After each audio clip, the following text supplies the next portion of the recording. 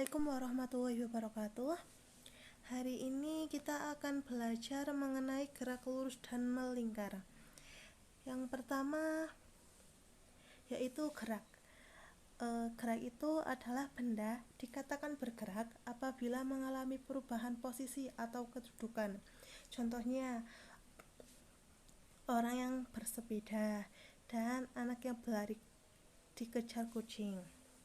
Lalu yang kedua ada jarak. Jarak atau disingkat dengan S kecil itu ialah panjang lintasan yang ditempuh oleh suatu objek benda. Jarak tersebut merupakan besaran skalar yang hanya mempunyai nilai dan tidak terpaku dengan arah. Yang ketiga ada perpindahan atau delta X.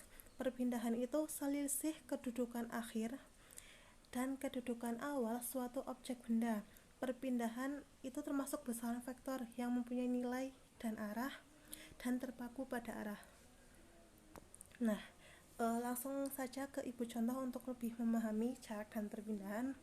Yang pertama, seorang ojol mengantar pesanan dari posisi A yaitu tempat ojol parkir ke alamat sejauh 125 meter sebagai alamat customer.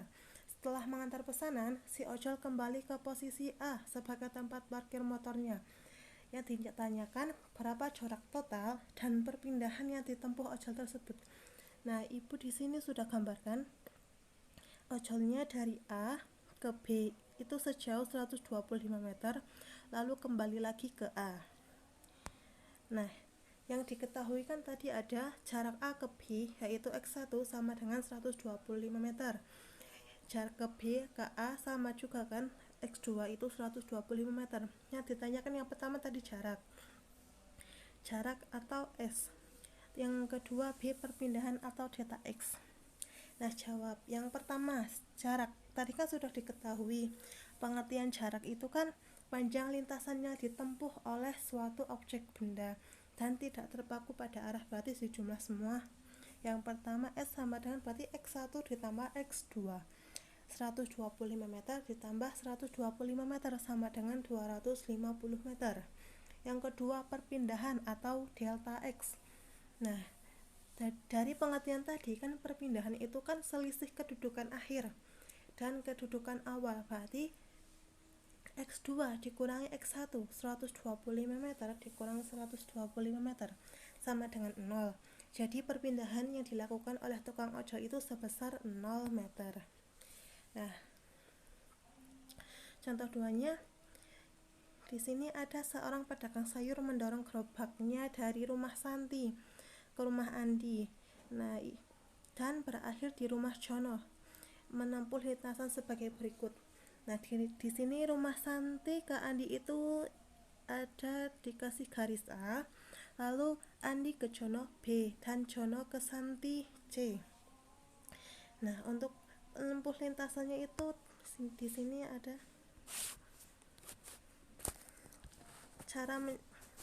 yaitu cara mencari jarak total A plus B.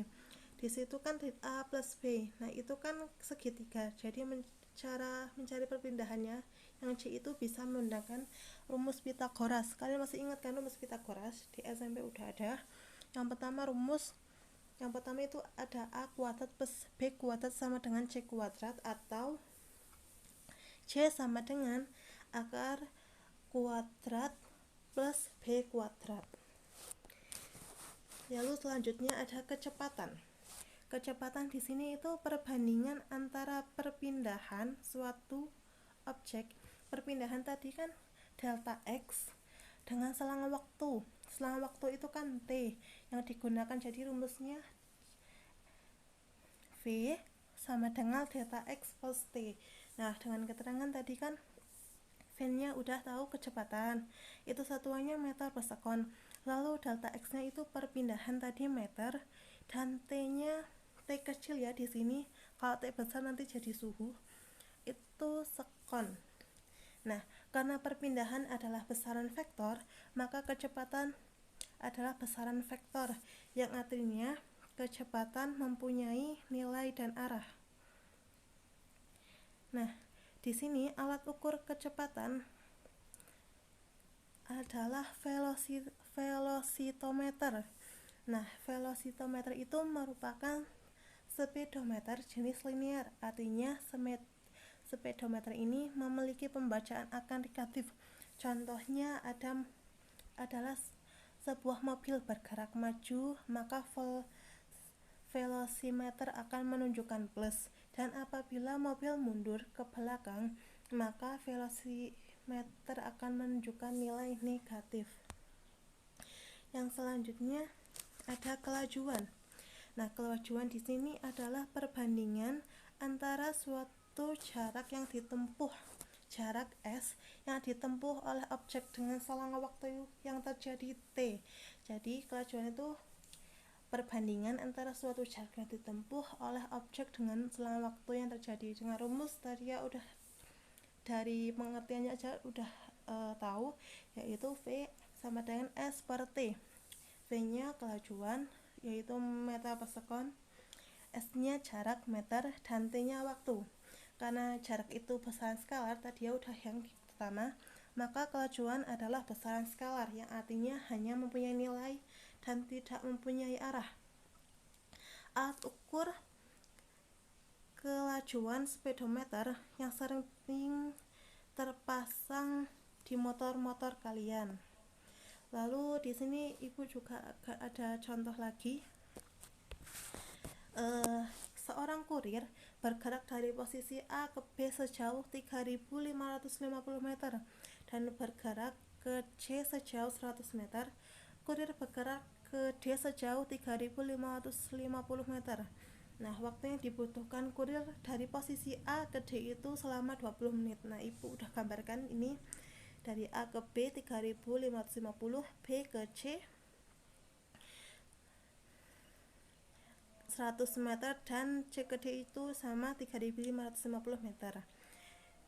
Nah, kan tadi T-nya masih 20 menit. Nah, kalau T waktu itu kan satuannya sekon, ya diubah dulu ke sekon. Nah, itu 20 dikali 3.600 detik sama dengan 72.000 sekon. Nah, yang ditanyakan itu pertama berapa jarak dan perpindahan yang ditempuh kurir. Yang kedua, kelajuan dan kecepatan yang ditempuh kurir tersebut. Nah, jawab. Yang pertama ada jarak. Tadi kan jaraknya dari A ke B, terus ditambah jarak B ke C, dan ditambah jarak dari C ke D. Nah, A ke B kan tadi 3.550, B ke C-nya 300, dan C ke D-nya 3.550. Nah, kalau dijumlah menjadi 7.200 meter. Lalu perpindahan yang ditempuh oleh kurir adalah panjang dari A ke D, yaitu perpindahannya sebesar 100 meter karena panjang AD itu sama dengan panjang BC. Selanjutnya yang B, kelajuan. Kelajuan tadi udah ada ya rumusnya. V sama dengan S per T. S-nya tadi udah diketahui 7.200. Nah, T-nya tadi 72.000. Nah, 7.200 dibagi 72.000 menjadi 0,1 meter per sekon. Kelajuan satuannya meter per sekon. Lalu yang kecepatannya F delta X per T. Delta X-nya tadi udah diketahui 100 ya perpindahannya. Terus dibagi T waktunya tadi 72.000 sama dengan 0,0013 meter per sekon. Selanjutnya ada percepatan. Percepatan itu perbandingan antara perubahan kecepatan delta F terhadap waktu tempuh delta T. Percepatan itu merupakan perubahan kecepatan suatu benda yang sebelumnya lambat hingga menjadi cepat dan ditempuh dalam setiap satuan waktu. Nah, rumusnya itu ditulis secara matematis itu ada A. Percepatan itu simbolnya A kecil sama dengan delta V per delta T sama dengan V2 per V1 per T2 min T1. Nah, dengan keterangan tadi sudah ya, percepatan satuannya meter per sekon kuadrat. Lalu ada delta V itu perubahan kecepatan itu meter per sekon, delta T itu selang waktu, satuannya sekon, lalu F2 ada kecepatan akhir, satuannya sekon, ada F1 kecepatan awal, satuannya meter per sekon, ada T2 waktu akhir, dan T1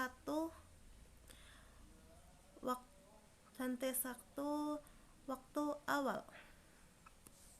Lalu di sini Ibu juga punya contoh lagi. Sebuah mobil melaju dengan kecepatan awalnya itu 2 meter per sekon. Maaf tadi untuk yang kecepatan akhir itu meter per sekon ya. Sebuah mobil melaju dengan kecepatan awal yaitu 2 meter per sekon.